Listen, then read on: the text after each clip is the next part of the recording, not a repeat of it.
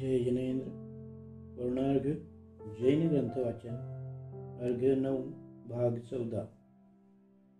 जैन धार्मिक उत्सव। जैन धर्मीयांमध्ये निरनिराळे धार्मिक उत्सव व पर्व मानले जातात। कोणत्याही धार्मिक उत्सवाला त्या धर्माच्या सामाजिक जीवनात महत्त्वाचे स्थान असते। त्याचप्रमाणे जैन धर्मातही या उत्सवांना वैशिष्ट्यपूर्ण स्थान आहे। त्यातील काही उत्सवांचा परिचय पुढील प्रमाणे। महावीर जयंती। चैत्र शुद्ध त्रयोदशी ही भगवान महावीरांची जयंती आहे। या दिवशी संपूर्ण भारतातील निरनिराळ्या ठिकाणचे जैन आपापले दैनिक व्यवहार बंद ठेवून अत्यंत प्रभावक पद्धतीने ही जयंती साजरी करतात। प्रातःकाळी प्रभात फेरी निघते। रात्री सार्वजनिक सभेचे आयोजन केले जाते। बहुतेक राज्यांनी आपल्या राज्यात महावीर जयंतीची सुट्टी जाहीर केलेली आहे। वीर शासन जयंती। जैनांचे अंतिम तीर्थंकर भगवान महावीर यांना पूर्ण ज्ञान प्राप्त झाल्यानंतर त्यांचा पहिला धर्मोपदेश मगधातील राजगृह शहरात विपुलाचल पर्वतावर सकाळी झाला। त्याची स्मृती म्हणून दरवर्षी आषाढ वद्य प्रतिपदेला वीर शासन जयंती मानली जाते। संवत 2001 मध्ये प्रथमतः हा उत्सव राजगृहमध्ये व नंतर कलकत्त्यामध्ये 2500वा वीर शासन जयंती महोत्सव म्हणून अत्यंत मोठ्या प्रमाणात व उत्साहाने साजरा करण्यात आला। श्रुतपंचमी। दिगंबर संप्रदायाच्या मान्यतेप्रमाणे जेव्हा अंग ज्ञानाचा लोप होऊ लागला तेव्हा अंग व पूर्वीचे एकदेश ज्ञाते आचार्य धरसेन झाले। ते सौराष्ट्र देशातील गिरनार पर्वताच्या चंद्रगुफेत ध्यान करीत होते। त्यावेळी आपल्यानंतर श्रुतज्ञानाचा लोप होणार या चिंतेने ते ग्रस्त होते। तेव्हा महिमा नगरीत होणाऱ्या मुनी संमेलनास पत्र लिहिल्यावर तेथील 2 मुनी त्यांच्याजवळ आले। आचार्यांनी त्यांच्या बुद्धीची परीक्षा घेऊन त्यांना सिद्धांत विषय शिकविला व निरोप घेतला। या 2 मुनींची नावे पुष्पदंत व भूतबली अशी होती। त्यांनी तेथून आल्यावर षटखंडागम नामक सिद्धांत ग्रंथाची रचना केली। ग्रंथरचना पूर्ण झाल्यावर भूतबली आचार्यांनी त्या ग्रंथाला शास्त्रनिबद्ध करून ज्येष्ठ शुद्ध पंचमीच्या दिवशी चतुर्विध संघासहित या शास्त्रांची पूजा केली। त्यामुळे श्रुतपंचमी ही दिगंबर जैनांमध्ये महत्त्वाची मानलेली आहे। या दिवशी जैन लोक शास्त्रांची पूजा प्रामुख्याने करतात। श्वेतांबरांमध्ये कार्तिक शुद्ध पंचमीला ज्ञानपंचमी मानतात व त्या दिवशी धर्मग्रंथांची वगैरे पूजा करतात। दशलक्षण किंवा पर्युषण पर्व। जैन धर्मीयांचे सर्वात पवित्र पर्व म्हणजे दशलक्षण पर्व होय। दिगंबर संप्रदायात हा पर्व दरवर्षी भाद्रपद शुद्ध पंचमी पासून चतुर्दशी पर्यंत, तर श्वेतांबर संप्रदायात श्रावण वद्य द्वादशी पासून भाद्रपद शुद्ध चतुर्थी पर्यंत मानतात। या दिवसात जैन मंदिरात सर्वत्र आल्हादपूर्ण मंगलमय वातावरण असते।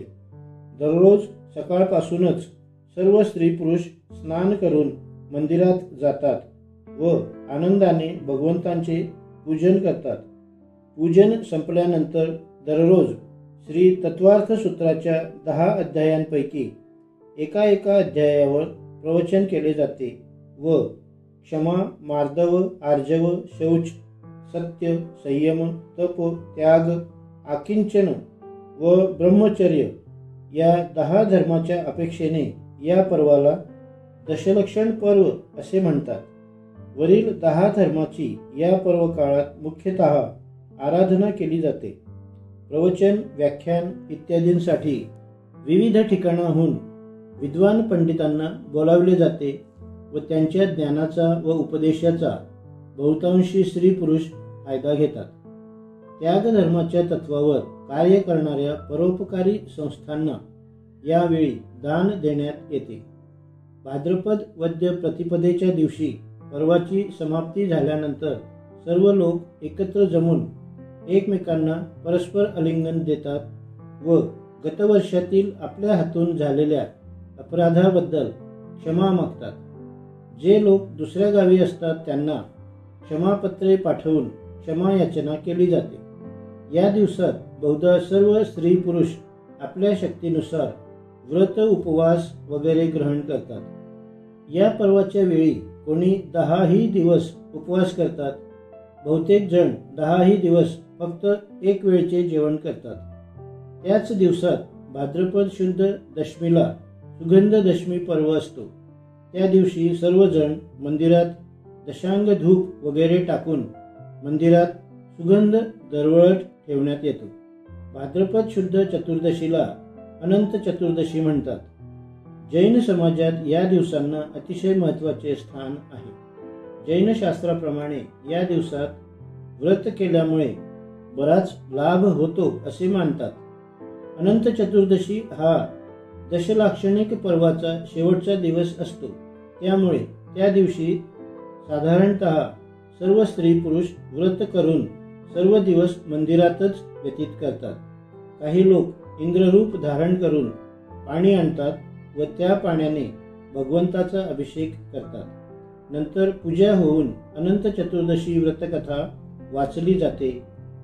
जे व्रती निर्जळ उपवास करतात ते कथा श्रवण करून नंतरच जलग्रहण करतात. श्वेतांबर संप्रदायात या पर्वाला पर्युषण म्हणतात. साधूकरता 10 प्रकारचे कल्प म्हणजे आचार सांगितले आहेत. यामध्ये पर्युषण हा एक आचार आहे. परी म्हणजे पूर्ण रूपाने, उषणा म्हणजे राहणे. सारांश एकाच गावी स्थिर रीतीने राहणे यास पर्युषण म्हणतात. त्याचे कालमान 3 प्रकारचे आहे.